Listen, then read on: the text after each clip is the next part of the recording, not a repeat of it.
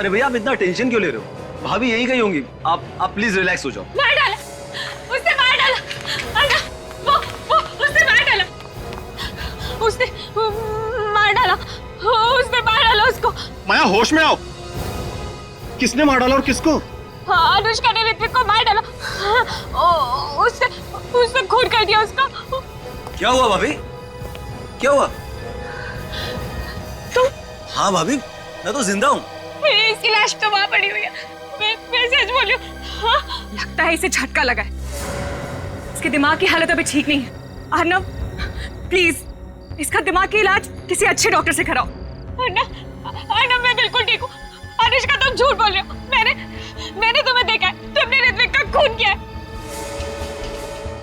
तुमने इसी गन से उसको मारा है। तुमने खून किया है ऋत्विक का। माया, कुछ नहीं हुआ है, ये सिर्फ तुम्हारे दिमाग का वहम है। ये मेरा कोई वहम नहीं है। वहाँ ऋत्विक की लाश पड़ी हुई। तुम मेरे साथ चलो, मैं तुम्हें दिखाती हूँ। आ मेरे साथ। उसकी लाश वहीं पड़ी। हाँ, वहाँ पर है। मेरा विश्वास है, वो वहीं पर है।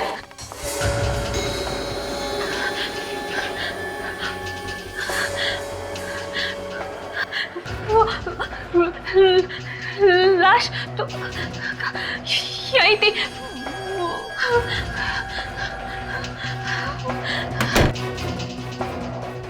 आज के दिन भी ये नाटक करने की क्या जरूरत थी तुम्हें? आखिरकार तुमने सारे मेहमानों के सामने हमारी इज्जत उछाल कर रखी थी। यही चाहती थी ना तुम? माँ, रहने दो ना, आपको तो पता ही है भाभी की दिमागी हालत। तुम मर चुके हो। मैंने देखा था तुम्हारी लाश वहाँ पड़ी हुई थी। तो ये कि आपके सामने आत्मा खड़ी है भाभी। तुम्हारा चेहरा पूरा खून से लथपथ था। तुम्हें अनुष्का ने गोली मारी है। मैंने देखा था। मैंने गोली चलाई है। हाँ, तुमने गोली मारी है ऋत्विक को। मैंने खुद से देखा और फिर तुम कॉरिडोर में भाग गई। मैंने तुम्हारा पीछा किया। तुम्हारी ये गन पड़ी हुई थी। ये गन मैंने उठाई है। कम ऑन माया, मैं लोगों के साथ बाहर थी, अभी तुमने देखा ना, तो फिर मैं यहाँ कैसे आ सकती हूँ? माया जी, आप आराम कीजिए, यहाँ कुछ भी नहीं हुआ है। हुआ है, यहाँ ऋत्विक का खून हुआ है। अनुष्का ने ऋत्विक का खून किया है, मैंने देखा है। भैया, आप भाभी को घर लेके जाओ। और भैया, भाभी के हाथ से गन ले लो, कहीं किसी को गोली ना मारे। मैंने कोई गोली नहीं मारी है। ये गोली अनुष्का ने मारी है, उसने खून किया है। तुम लोग मेरी बात का विश्वास करो। माया, गन दो। अनुष्का ने खून गन दो। किया। बस बहुत हो गया अभी। हाँ, अब चलो मैंने बोला।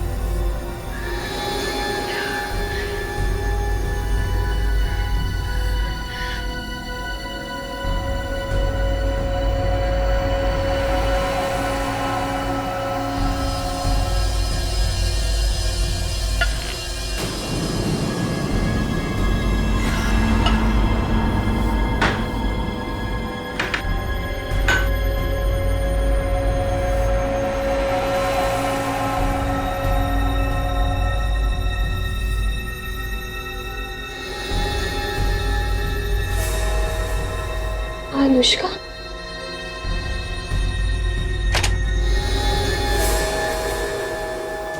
तूने मुझे खून करते हुए देखा था ना, अब तू भी नहीं बचेगी।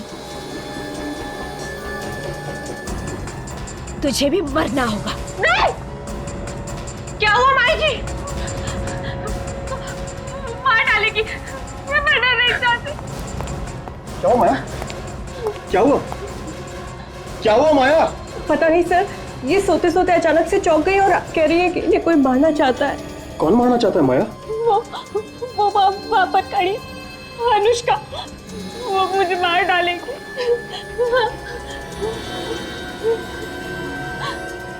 कोई भी तो नहीं है बाहर।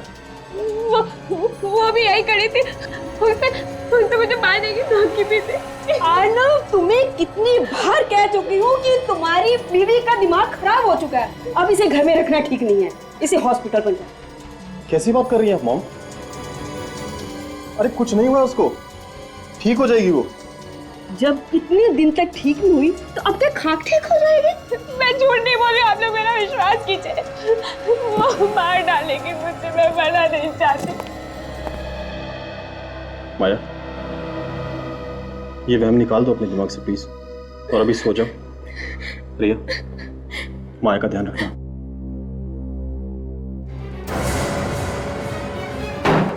माया, माया, भाभी।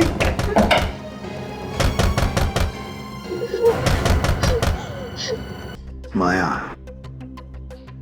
अच्छा माया बताओ, कौन मारना चाहता है तुम्हें? वो मेरे घर की खिड़की के बाहर खड़ी थी और उसके हाथ में गन भी थी। वो मुझे मार देगी। निखिल, जरा पानी लेकर आओ। मार देगी वो। उसके हाथ में गन थी और उसने तुम्हें मारा नहीं? मैं भाग के यहाँ पर आ गई। अच्छा माया बताओ, कौन है वो जिसने तुम पर गन तान के रखी थी? वो अनुष्का, एक खून कर चुकी है वो, और अब मुझे मारना चाहती है। अनुष्का? किसका किसका खून किया है अनुष्का ने? अपने बिजनेस पार्टनर ऋत्विक का खून कर चुकी। तुमने देखा खून होते हुए? तुम्हारे सामने हुआ खून? और उसके बाद उसने तुम्हें मारने की कोशिश की? सर, कुछ गड़बड़ है। माया, शांत हो जाओ और जरा डिटेल में बताओ, क्या क्या देखा तुमने?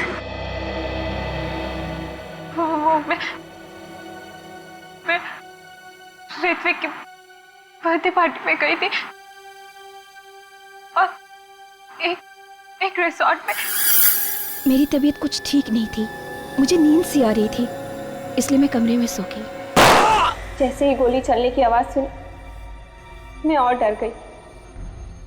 मेरा सर चकरा रहा था, कुछ भी साफ साफ नजर नहीं आ रहा था। मैं और डर गई क्योंकि गोली की आवाज के साथ साथ किसी आदमी की चिल्लाने की आवाज भी थी।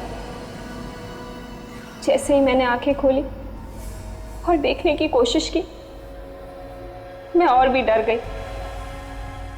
मेरी कुछ समझ ही नहीं आ रहा था कि मैं वहां पर क्या कर रही हूँ। जैसे ही मैं दरवाजे पर पहुंची,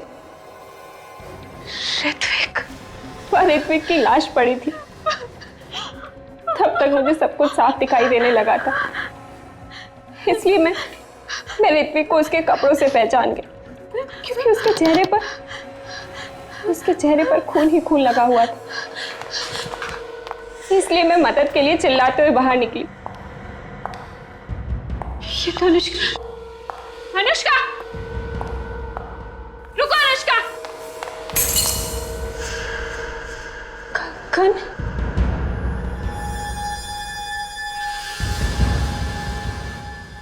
इसका मतलब अनुष्का ने ऋत्विक का खून किया। अनुष्का रुको। मैं थोड़ी दूर तक उसके पीछे भागी, मगर वो अचानक गायब हो गई। ऋत्विक का खून होने के बाद तुमने देखा वो जिंदा था? हाँ? हाँ सर। एक आदमी दो जगह पर? एक ऋत्विक वो जिसे तुमने मरा हुआ देखा तुम्हारे ही कमरे में, और दूसरा ऋत्विक वो पार्टी में जिंदा? हाँ सर, मैंने ऋत्विक को मरते हुए देखा। कोई मेरी बात का विश्वास ही नहीं कर रहा है सर। माया, तुम्हारी तबीयत कुछ खराब लगती है, कोई दवाई वगैरह ले रही हो क्या? दवाई तो मैं रोज लेती हूँ। कैसी दवाई है? बता नहीं, पर रोज लेनी पड़ती है।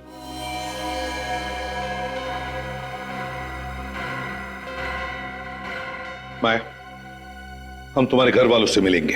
तुमने कुछ सोचा माया? तुमने एक जिंदा इंसान की मौत का बवंडर बना दिया। देखो अर्नव, माया को डांटने के लिए नहीं बुलाया तुम्हें यहाँ पर। खून हुआ है वहां पर, समझे? सर अगर खून हुआ होता तो क्या मैं जिंदा होता? सर माया की दिमागी हालत ठीक नहीं है। ये देखिए मेरे पास डॉक्टर की रिपोर्ट भी है सर।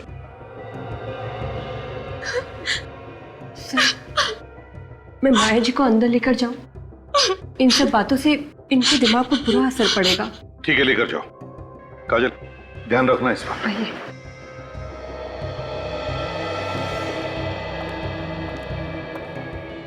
तो बताओ, माया कमरे में गई थी या नहीं? सर गई होगी, हमें क्या पता। वैसे भी ये अर्नब उसे खुद ही ढूंढ रहा था। तुम लोग भी तो ढूंढ रहे थे ना? नहीं, ये दोनों आपस में झगड़ा कर रहे थे। झगड़ा तो चल रहा था, लेकिन इसका ये मतलब नहीं कि वो कुछ भी कहेगी और ऐसे इल्जाम लगाएगी हम पर। किस बात को लेकर झगड़ा हुआ था तुम लोगों में? वो ऋत्विक ने मुझसे कुछ पैसे लिए थे, आज तक लौटा नहीं पाया, तो इसी बात पर हमारे बीच झगड़ा हो रहा था। तुम भी तो गई थी ना माया के घर उसे मारने के लिए? नहीं सर, वो झूठ बोल रही है। मैं तो अपनी स्टूडियो में थी। कोई सबूत है? हाँ सर, गवाह भी है और सबूत भी। आप चाहते हैं तो मैं आपकी बात करवा दूंगी। ठीक है, सबूत भी देख लेंगे। ये बताओ, ये गन माया के पास आई कैसे? बोलती क्यों बंद है तुम तीनों की? कि माया सच तो नहीं बोल रही? खून हुआ है वहां पे, ऋत्विक का नहीं तो किसी और का। सर हम मानते हैं कि माया के हाथ में गन थी सर, लेकिन अगर उस कमरे में किसी का खून हुआ होता तो कम से कम वहां पे लाश तो मिलती, या फिर कमरे में कहीं ना कहीं खून के धब्बे तो मिलते सर। ठीक है, इस बार हम तीनों को छोड़ रहे हैं, लेकिन ध्यान रखना अगर जरूरत पड़े तो फिर से बुला लेंगे। जी सर। जा सकते हो तुम लोग।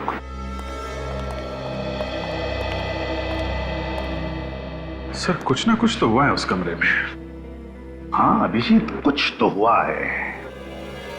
लगता है इस माया की बातों में सच्चाई है, लेकिन समझ में नहीं आता है कि ये गन माया के पास आई कहां से। सर माया ने बताया कि उसने गोली चलने की आवाज सुनी थी। इस गन पे साइलेंसर लगा हुआ है, तो उसने आवाज सुनी कैसे? सर लगता है दो बार गोली चली है, एक बार साइलेंसर के साथ और दूसरी गोली चली है बिना साइलेंसर के। मान लिया सचिन, लेकिन पहली गोली किस गन से चली? साइलेंसर वाली गन से या बिना साइलेंसर वाली गन से? वहां जो कुछ भी हुआ है उस होटल के कमरे से ही पता चल जाएगा।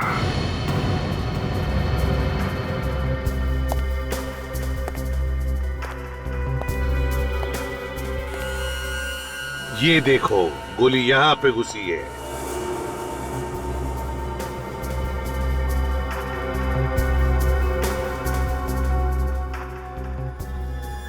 वहां भी अंधाधुंध गोलियां चली है सचिन। सर लेकिन माया कह रही थी कि उसने एक ही गोली की आवाज सुनी है, बाकी गोलियों की आवाज उसने सुनी क्यों नहीं? वही तो। और तो इतना बड़ा रिसोर्ट है, सैकड़ों लोग यहाँ पर काम करते हैं, फिर भी किसी को पता कैसे नहीं चला कि यहाँ पर खून हुआ है? इतनी गोलियां चली है। क्यों सर? ना तो कोई कमरे में लाश मिली और ना ही कोई खून का निशान। तो क्या वो औरत झूठ बोल रही है? उसने अपनी आंखों से देखा ना खून होते हुए है? सर वो औरत सन की लगती है, पूरे होटल में गन लेकर घूम रही थी हाथ में, सब लोग डरे हुए थे उससे। बाहर जाके खड़े हो जाओ। सर ये माया तो ये भी कह रही थी कि लाश दरवाजे के पास यहाँ अंदर पड़ी थी घर में, और दरवाजा बंद था, तो फुरखुनी ने गोली चलाई कहां से होगी? सचिन, माया ने यह भी कहा कि वो दरवाजा खोलकर बाहर गई। इसका एक ही मतलब हो सकता है कि खूनी इस तरफ दरवाजे के बाहर खड़ा था। अगर वो दरवाजे के बाहर खड़ा था तो फिर उसने गोलियां कैसे चलाई? साहब ये देखिए सर, अजीब सा कांच का टुकड़ा है सर, बेड के नीचे मिला। वाकई अजीब सा टुकड़ा है ये, ना किसी बल्ब या ट्यूबलाइट का है, ना फिर किसी फोटो फ्रेम का। जरा मैग्नीफाइंग ग्लास दे दो। ये तो कॉन्वेक्स लेंस का टुकड़ा है, कॉन्वेक्स लेंस का टुकड़ा। कॉन्वेक्स लेंस तो पीप होल में लगाया जाता है। मगर सर दरवाजे को देखकर तो नहीं लगता है कि इसका पीप होल बदला गया है। हाँ,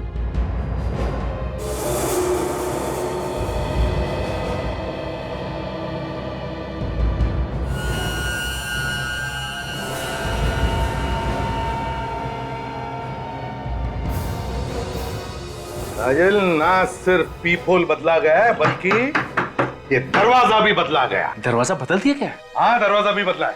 इधर आओ। कमरे का दरवाजा किसने बदला? सर रिसोर्ट में रेनोवेशन काम चल रहा है, शायद किसी ने बदल दिया हो। काम चल रहा है, शायद किसी ने बदल दिया हो। तो फिर वो बड़ा पुराना दरवाजा। सचिन, काम करो, तुम और काजल जाओ और देखो कहीं पर ये दरवाजा मिलता है क्या। सर। हाँ सर, एक बात तो समझ में आ गई, गोली पीपोल से ही चली है, दरवाजा भी अंदर से बंद था, फिर लाश कैसे गायब हो गई सर? हाँ, गोलियां पीपोल से चली है और दरवाजा अंदर से बंद था। तो फिर लाश को यहां से गायब कैसे किया गया?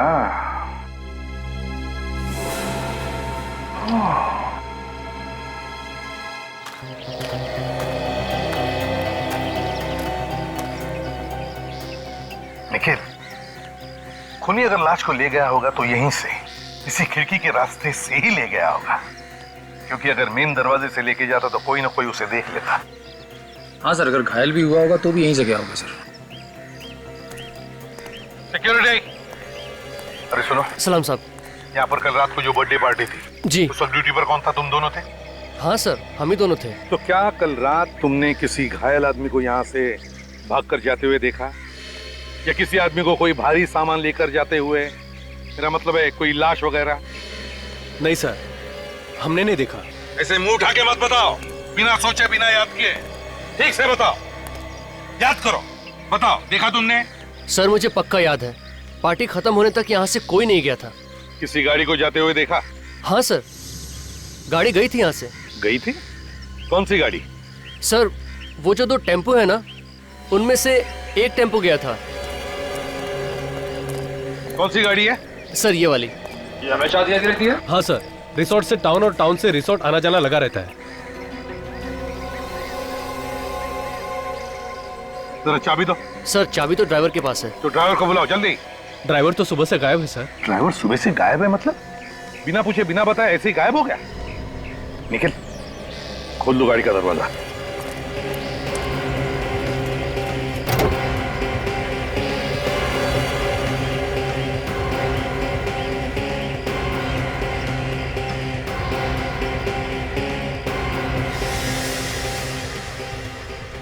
गाड़ी तो एकदम साफ कर दी है। सर ड्राइवर ने बिना पूछे गाड़ी धुलवा डाली थी, उसकी वजह से उसे मैनेजमेंट से बहुत डांट पड़ी थी। बिना पूछे उसने गाड़ी धुलवा दी? जी। अगर कोई खून या उंगलियों के निशान हो तो वो भी धुल गए होंगे।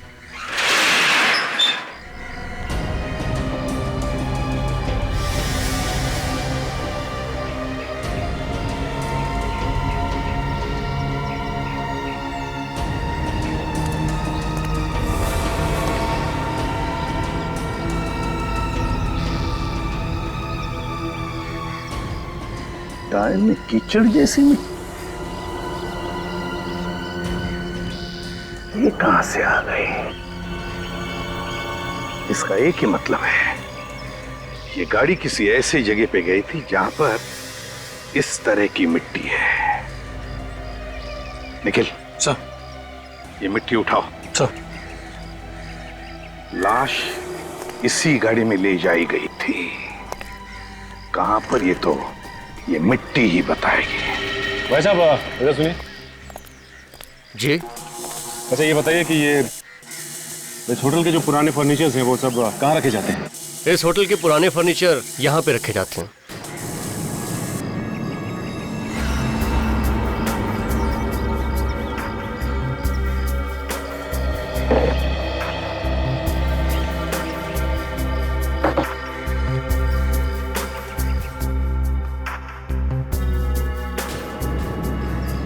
काजल, लगता है वो दरवाजा इसके पीछे ही बंद कर दिया। संभल के।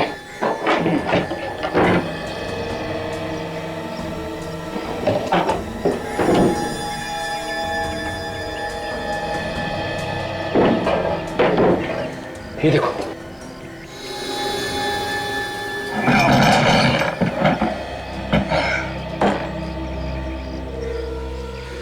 लगता है काजल ये दरवाजा वही है। हाँ, इसका तो पीपल भी टूटा हुआ है। इसका मतलब काजल, गोली यहीं से चलाई गई है। ये जो 3 गोलियां हमें रिसोर्ट के कमरे में से मिली थी, वो उसी गन से चली है जो माया के पास थी। फॉरेंसिक का रिपोर्ट भी यही कहता है। मतलब सर ये तीनों गोलियां साइलेंसर वाली गन से चली है, इसीलिए माया को गोली चलने की आवाज नहीं आई। बस सर उस गोली का क्या हुआ जिसकी आवाज माया ने सुनी थी? क्या वाकई अगर खून हुआ है जिसे माया ने देखा है, तो गोली अभी भी उसी लाश में ही होनी चाहिए। मगर सर लाश कहां पर है? खूनी को वहां से लाश ले जाते हुए किसी ने देखा कैसे नहीं? हाँ ये बात तो है, बड़ी प्लानिंग के साथ सब कुछ किया गया है दया, वरना इस अनुष्का और ऋत्विक की जैसा ही ड्रेस कोई क्यों पहनता? हाँ सर, और ये सब इसलिए किया गया ताकि माया को किसी तरह से ये खून होते हुए दिख जाए और उसका दिमाग खराब हो। मगर सर कोई माया को पागल क्यों बनाना चाहेगा? कोई ना कोई तो वजह जरूर है, कोई ना कोई तो वजह है। एक बात और सर, अगर ये सब एक प्लान था तो हो सकता है जो आदमी मारा गया है उसे मालूम ना हो कि उसकी मौत होने वाली है। वो तो बेचारा कोई छोटा मोटा एक्टर होगा जो इसमें फंस गया। हाँ बेचारा। इस खूनी ने उसे झूठ बोलकर पटा लिया होगा सर। उसने बताया होगा कि कोई नाटक करना है जिसमें ऋत्विक के कपड़े पहनने हैं और फिर सचमुच गोली मार दी उसे। मगर सर एक बात अभी तक समझ में नहीं आ रही है, वो आदमी सचमुच मर चुका है या फिर सिर्फ घायल हुआ है? और एक बात, वो लड़की जिसने अनुष्का जैसी ही ड्रेस पहनी थी, वो ड्रेस आई कहां से? अब अनुष्का 2 ड्रेस तो नहीं बनाएगी, बिल्कुल वैसी की वैसी ही। इस अनुष्का से पता लगाना चाहिए कि उसने वो ड्रेस कहां पर बनवाई थी। वहीं से पता चलेगा कि कौन है ये दूसरी लड़की जिसने वैसी ही ड्रेस बनवाई थी। वही खूनी है दया, वही खूनी है। बॉस दरवाजे को तो एकदम साफ सूफ करके रख दिया गया है। बहुत ही होशियार खूनी है, फिंगरप्रिंट्स भी एकदम साफ कर दिए। सड़क की गोली तो पीपोल में से ही चली है ना? हाँ, गोली पीपोल से ही मारी गई। और कोई खून वगैरह मिला दरवाजे पर? नहीं, दरवाजे पर कोई खून नहीं था। किसी ने उसे भी साफ कर दिया? बड़ी प्लानिंग के साथ मर्डर किया है, खून ही साफ कर दिया। अरे फ्रेडी, दरवाजे पर खून होता तो साफ करता ना, खून था ही नहीं दरवाजे पर। अब मेरा दिमाग चकराने लगेगा सर। गोली चली, खून हुआ, मगर खून नहीं निकला। अरे यार गोली चलेगी तो खून निकलेगा। अरे तो सर फिर खून गया तो गया कहाँ?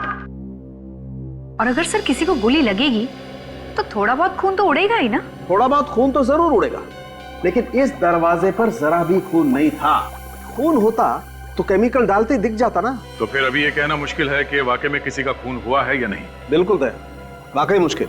और हाँ बॉस ये जो 3 गोलियां मिले ना आपको रिजॉर्ट के कमरे में से, इन तीनों गोलियों पर भी जरा भी खून नहीं था।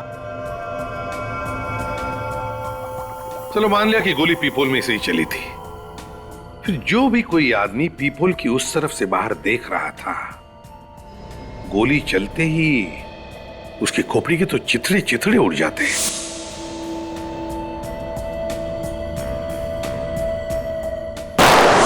सर ये भी तो हो सकता है कि खोपड़ी के छितड़े ना उड़े हो और गोली अभी भी उसकी खोपड़ी में हो जिसे गोली लगी। हो सकता है, बिल्कुल हो सकता है। सर जो मिट्टी आप लोगों को टेम्पो के टायर में से मिली है, वो समुद्र के किनारे की है। उसमें से मुझे छोटे छोटे पत्थर के टुकड़े और सी शेल्स मिले जो अक्सर बीचेस पे पाए जाते हैं। इसका एक ही मतलब है दया, खूनी ने लाश को टेम्पो में डाला और समुद्र के किनारे ले गया। रिसोर्ट के आसपास जो भी बीच है, लाश वहीं पे मिलेगी।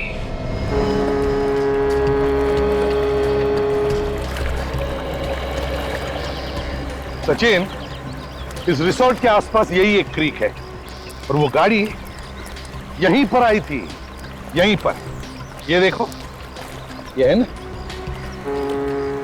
ये देखो, यहीं पर ये सी शेल्स के बारीक बारीक टुकड़े और पत्थर टायर में घुसे थे उस गाड़ी के। मगर ये गाड़ी तो सर रिसोर्ट और टाउन के बीच में आती नहीं है, ये तो रूट ही बिल्कुल अलग है सर। लेकिन रूट ही बिल्कुल अलग है, फिर भी वो गाड़ी यहीं पर आई थी, यहीं पर आई थी, और वो भी लाश फेंकने के लिए। फिर तो पानी में लाश फेंक दी होगी सर, और अब तक तो मच्छी वगैरह खा भी गए होंगे।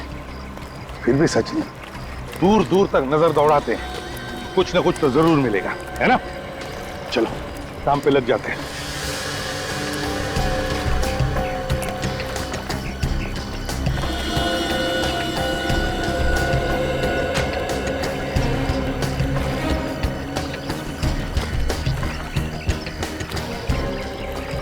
हाँ सचिन। कुछ नहीं सर।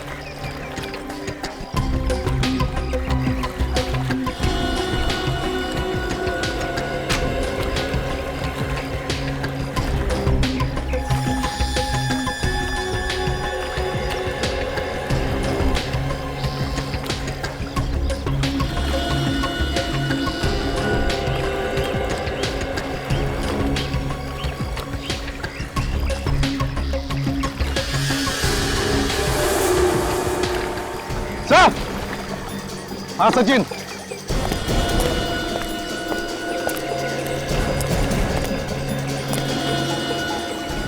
माय गॉड, लाश इसे पलटा था।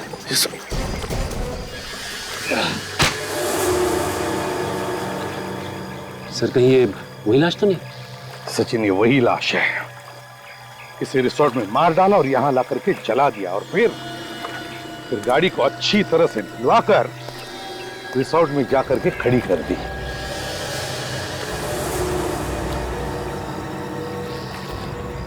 सर।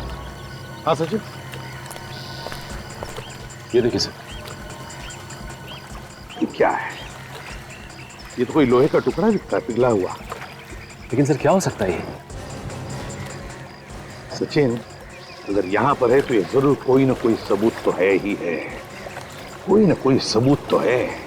दया, चेहरा तो इसका बुरी तरह से जल गया था, लेकिन खोपड़ी सही सलामत रही। इसलिए मैंने इसकी खोपड़ी के चारों तरफ से ही एक्सरे लिए और बाकी का काम ये हमारे बेचारे कंप्यूटर भाई साहब ने कर दिया। इन्होंने बता दिया कि ये आदमी दिखता कैसा था। ये देखो।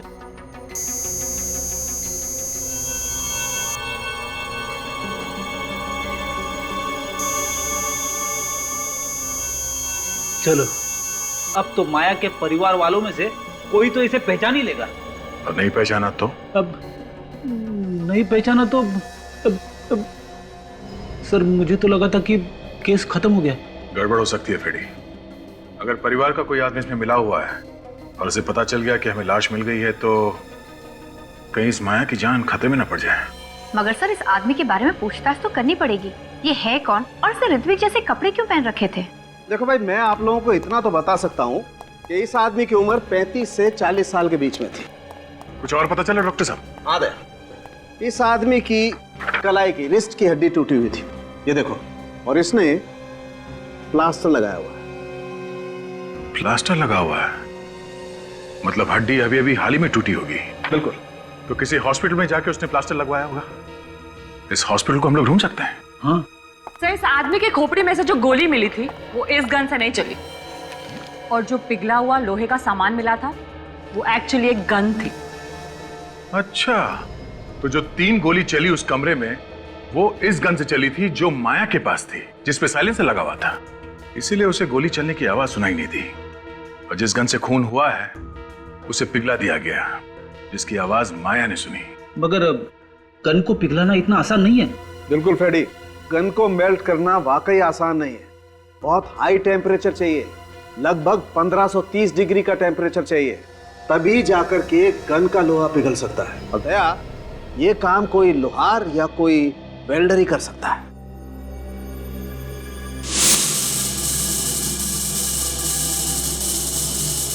सर, एक वेल्डर रिसोर्ट में ग्रिल का काम कर रहा था।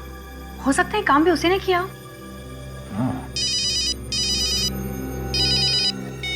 हाँ निखिल, गुड। तुझे पक्का मालूम है? ठीक है। क्या हुआ सर? अनुष्का ने जो ड्रेस पहन रखी थी, ठीक वैसी ड्रेस किसी आदमी ने बनवाई है। पहले इस वेल्डर को पकड़ते हैं, उसका मुंह खुलवाना पड़ेगा।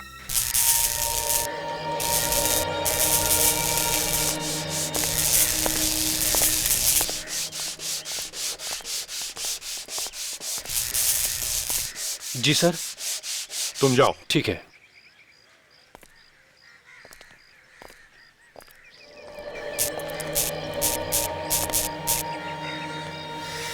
अरे सर, आप खूनी का पता चला? नहीं, अब तक पता नहीं चला, लेकिन बहुत जल्दी पता चल जाएगा। साहब, खूनी जरूर पकड़ा जाना चाहिए। एक बात बताओ, ये जो तुम्हारा वेल्डिंग का रॉड है ना, इसमें से कितना टेम्परेचर बाहर निकलता है? पता नहीं साहब, मगर आप ये सब क्यों पूछ रहे हैं आप? नहीं, एक गन का हलवा बनाना है। गन? हाँ। कैसी गन? मैं किसी गन के बारे में नहीं जानता। सचिन, जरा बता दो गन। हाँ, ये बताओ कि जिस रात खून हुआ उस रात तुमने किसी की गन मेल्ट की थी? हाँ, की थी। किसकी गन थी वो? मालूम नहीं साहब। सर, इससे पहले कि कोई आ जाए, इसको अपना कमाल दिखा दो। ठीक कह रही हो काजल तुम। ये क्या कर रहे हो साहब आप? अरे साहब, गोली चल जाएगी साहब, गोली चल जाएगी। सर, गोली में चलाना सर। ये क्या कर रहे हो साहब आप? ये मर जाएगा उस आदमी की तरह। साहब, गोली चल जाएगी साहब। मर गया, मर गया, मार डाला, मार डाला, मर गया। पता चला गोली कैसे चलती है? बिना गोली चले कैसे दर्द हुआ? सोचो उसे कितना हुआ होगा दर्द जिस पर ये गोली चली थी। बर्थडे पार्टी में आई थी वो साहब, ज्यादा उम्र नहीं थी उसकी, जवान थी साहब। कौन हो सकती है वो औरत? कौन हो सकती है? साहब, पार्टी के बाद एक आदमी ने उसको आवाज लगाई थी और पूछ रहा था कि माया को तुमने अकेला क्यों छोड़ दिया? तुम पहचान लोगे उसे? हाँ साहब।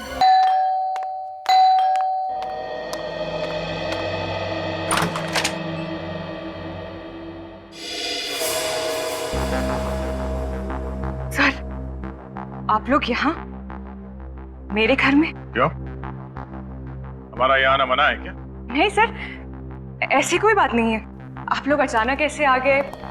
खैर, कुछ पता चला उस रात किसका खून हुआ था और किसने किया? घबराइए नहीं अनुष्का जी, हमें ये तो पता चली गया है कि आपके जैसी ड्रेस कौन लेके आया। कौन मेरे खिलाफ साजिश कर रहा है?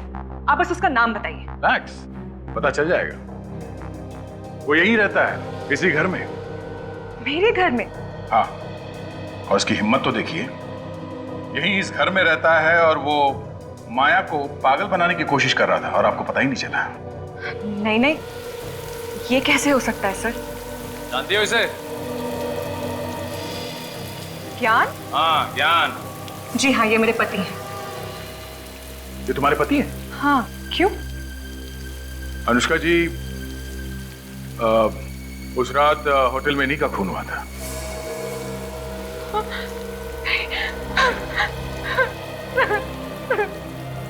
ये बात आपको पता कैसे नहीं कि उस रात को उस बर्थडे पार्टी में आपके पति भी? ये कैसे हो सकता है? ज्ञान तो यहाँ था ही नहीं, वो तो एक हफ्ते पहले ही यूएस गया था। पर वो यूएस गया ही नहीं, क्योंकि वो भी इस प्लान में मिला हुआ था, पर उसे अंदाजा नहीं था कि इस सब में वो खुद मारा जाएगा। ज्ञान के दोस्तों का एड्रेस या टेलीफोन नंबर मालूम है आपको? तो प्लीज बताइए। जी सर, मैं आपको ज्ञान के खूनी को ढूंढने में जरूर मदद करूंगी। सर, देखने में बहुत शरीफ लग रही थी, कोई कह नहीं सकता कि वो ऐसा काम कर सकती है। हाँ निखिल, कुछ लोग जैसे दिखते हैं वैसे होते नहीं हैं। अगर वेल्डर हमें नहीं बताता कि वो लड़की रिया ही थी जो उसके पास गन लेकर गई थी, तो हमें पता भी नहीं चलता उसके बारे में।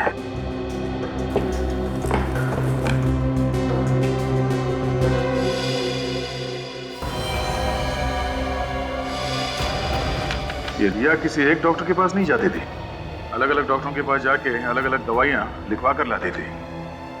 बहुत सारे प्रिस्क्रिप्शन रखे हुए यहाँ पे,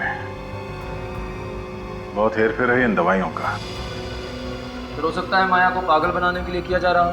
मगर रिया नर्स होकर ऐसा कर क्यों रही है? जरूर कोई ना कोई है जो रिया से सब करवा रहा है। सर, हाँ निखिल, ये देखिए,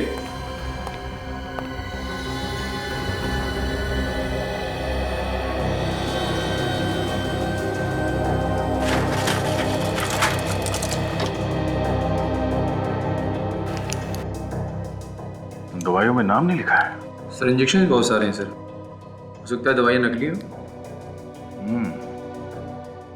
ये नर्स लोगों को बचाने का काम कम करती है, लोगों को मारने का काम ज्यादा।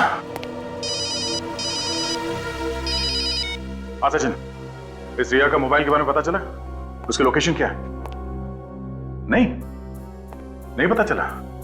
अच्छा, मालूम हुआ कि वो ज्यादा किससे बात करती थी? हाँ, क्या नाम है उसका? ज्ञान। ठीक है, इस ज्ञान का एड्रेस निकालो। निखिल सर, ये सारी दवाइयां उठा लो। Okay sir.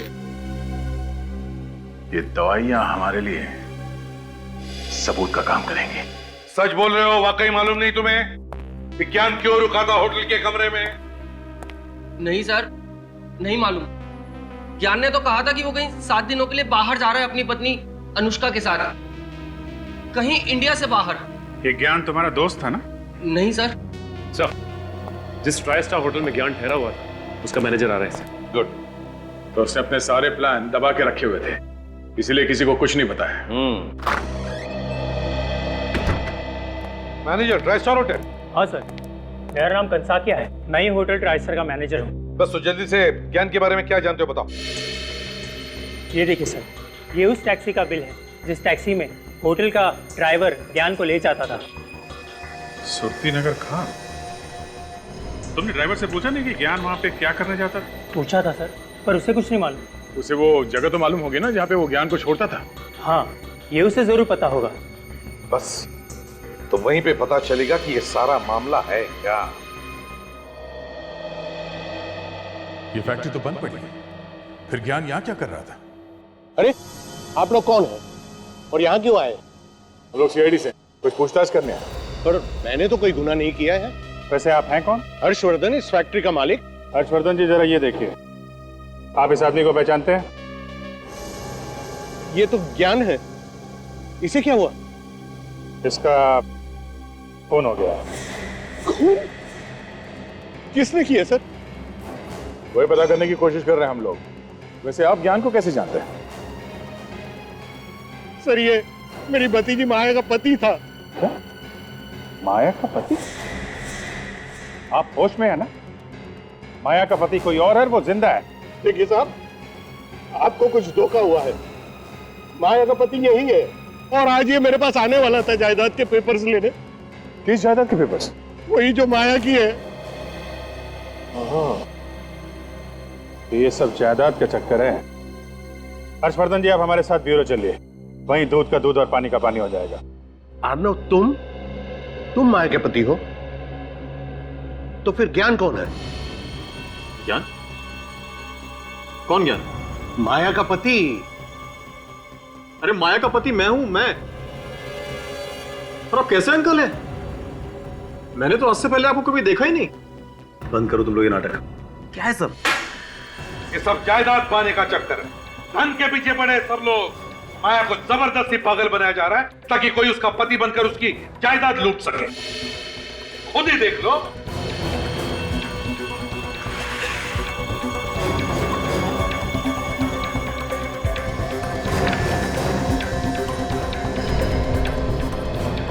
तुम माया की वसीयत? ये सारा झंझट इसी वजह से हो रहा है, इसी वसीयत की वजह से हुआ ये सब। क्या लिखा है इसमें? लेकिन सर, माया ने मुझे इसके बारे में कभी भी नहीं बताया। मुझे भी मेरे वकील ने ही बताया सर।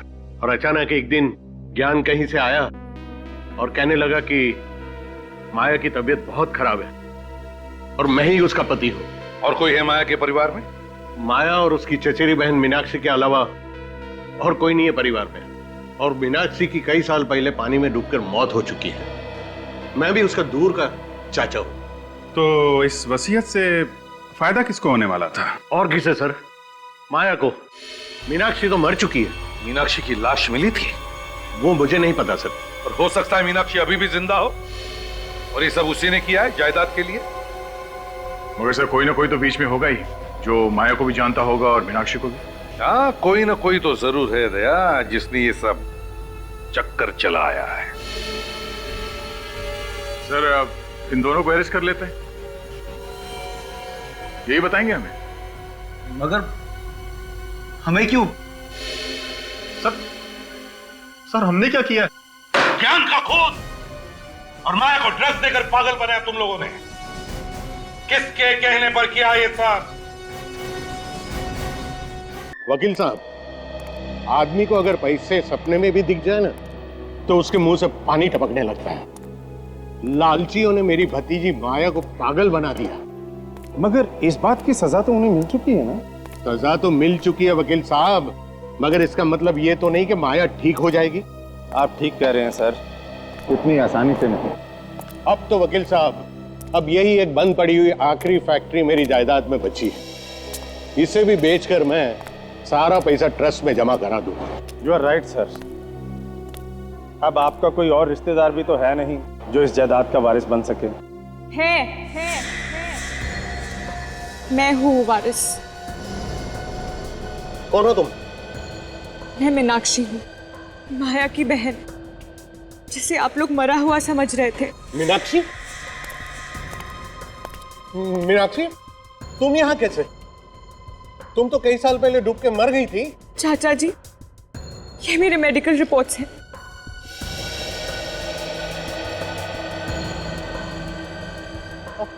अब तक सामने क्यों नहीं आई? मेरी बात का लोग विश्वास नहीं करेंगे, मुझे इस बात का डर था।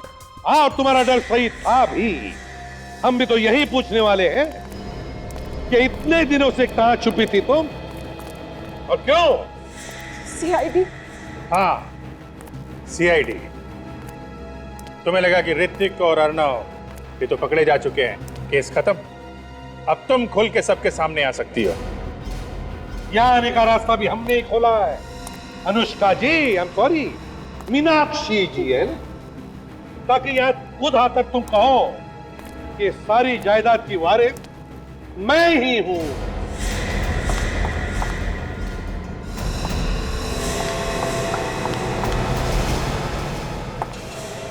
सीआईडी से तेज तुम नहीं भाग सकती अनुष्का, और इस गन से निकली हुई गोली से तेज तो तुम भाग ही नहीं सकती।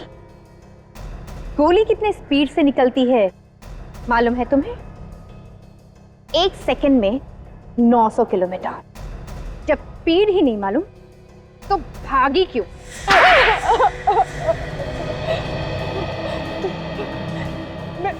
मैं किसी भी हालत में जायदाद खोना नहीं चाहती थी। जायदाद की याद से ही मेरा दिमाग खराब हो जाता था। तुम्हारा पति ज्ञान भी मिला हुआ था इसमें? नहीं सर, वो तो बस मेरा नाम का पति था तो मेरा गुलाम। सुना, अपने पति को गुलाम कह रही। एक जमाना था जब औरतें अपने पति को भगवान मानती थी सर, और ये तुमने अपने पति ज्ञान को ऋत्विक के कपड़े पहना दिए और फिर उस पर गोली चला दी। उस बेचारे को पता भी नहीं चला होगा कि मौत कब आ गई। आधी जायदाद तो तुम्हें वैसे ही मिल जाती, तो फिर उस बेचारी माया को पागल बनाने की क्या जरूरत थी? मुझे पूरी जायदाद चाहिए थी। आधी जायदाद भी तो करोड़ों रुपयों की है। बचपन में ही मेरे माँ बाप मर गए थे, मुझसे सब कोई नफरत करता था, सब माया को ही प्यार करते थे, और ये सब देखकर मैं अंदर ही अंदर रोती थी सर। तो तुमने माया को पागल बना दिया, ऊपर से अपने पति का भी खून कर दिया। अब जिंदगी भर जेल में सड़ते रहना, फांसी का ऑर्डर आने तक।